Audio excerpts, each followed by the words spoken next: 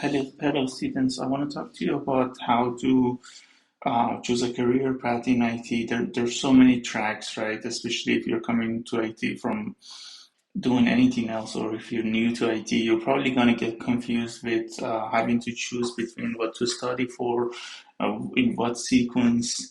So CompTIA is an organization that they specialize in a bunch of certificates. Some of which are entry level and well respected. So they made this cert roadmap. These are you're basically, if you choose to use this document, you know what to study and in what sequence. This document is packed with a lot of information, how to read it. So you see rows and columns. It's breaking down into different sections.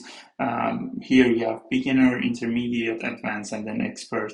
So, but if we look at it this way, look at the rows, you have information security, network, and clouds, and a bunch of other things. So you have to follow this line, like the blue line or the purple line. If we were to follow the purple line and we look at the from the left side, the beginner and novice, we have a bunch of entries here. So how do we read this is that you literally have these options to choose from. So you could choose any of these options, but when you choose these options, you should know that depending on what you choose here, what it's going to impact what comes next. For example, if you choose to study CompTIA A plus, which is recommended for anyone who wants to get in IT support, help desk. So this, then you can't really jump into, let's say, CCNA. Um, I mean, you're gonna have some foundations, but it's depending on what you choose, you can't just jump from any of these to the next one. So you really need to know what to take here that is going to be relevant to what you take over there. They've updated this. I used to have the original copy, which had more options to choose from. Like here, I see LPIC 1. So LPIC 1, the idea is that by the time you're in intermediate, you've passed the essentials. So if let's take LPIC 1 for an example. This is by the time you're LPIC 1 certified, that means you're a Linux administrator or you're a system administrator. But before you even get there, you have to pass Linux Essential. You could directly go for LPIC 1, but that's going to be very difficult for you to pass. So let's say you finish Linux Essential here, then you come here, you could choose LPIC 1. So one strategy is that once you finish Linux Essential, you come to LPIC 1. And if you finish LPIC 1, by this time you're an administrator, but the idea is that you'll be able to choose any other options that are available here. For example, sysub administrator, this is from AWS. And this is probably too tiny, but right next to these names, you see some sort of initials that this is the institution that offers the certificate. So if you're unfamiliar, you could easily look this up and you'll go to their website and you'll find out what they offer. But the idea is that by the time, once you get this, you could easily bridge to you could easily target any other certificates that are here. Let's say you also have the equivalent of LPIC 1 that's being offered by Red Hat.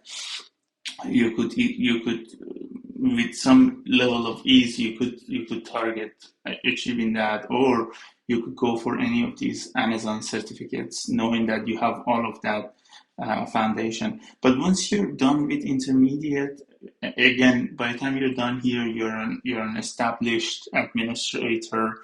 So the next idea is that you're becoming an engineer. So let's say we want to continue with LPIC 1 for simplicity. When we come here, we have LPIC 2. In LPIC 2, once you have this certificate, you're considered to be an engineer. And this is where you'll be very comfortable targeting application support in type of engineering job, Linux engineering support, anything that has to do with system level type of work, system administration and engineering. So this is very promising. By the time you're here, you're very secure.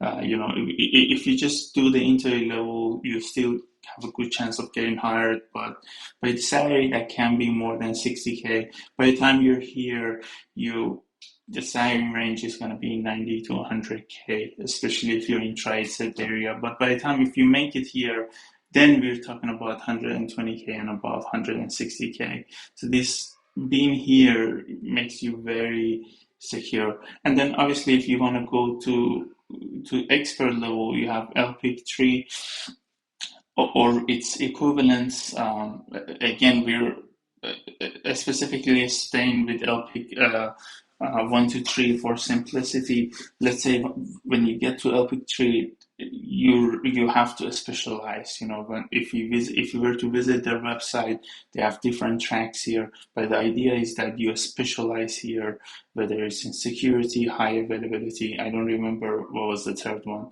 but you're welcome to look it up. But this is, and again, if you want to make a lot of money, you manage to do so once you really specialize in a topic. So that's why by the time you reach this expert level, we're talking about the highest level of salary. You probably have some level of experience. It takes you 2 to 6 months, maybe much less, depending on how much you invest to pass the essentials. But I would give myself 2 months, not just study the material with the focus on passing the exam, but also understand the meaning behind the material.